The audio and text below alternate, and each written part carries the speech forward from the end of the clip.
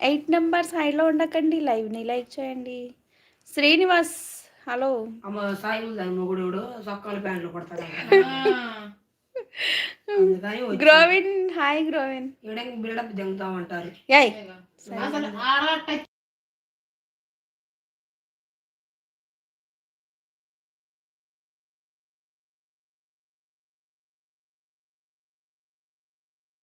చాలు మనకి. వ్యవహారాలు చెప్పుకుంటా చాలు.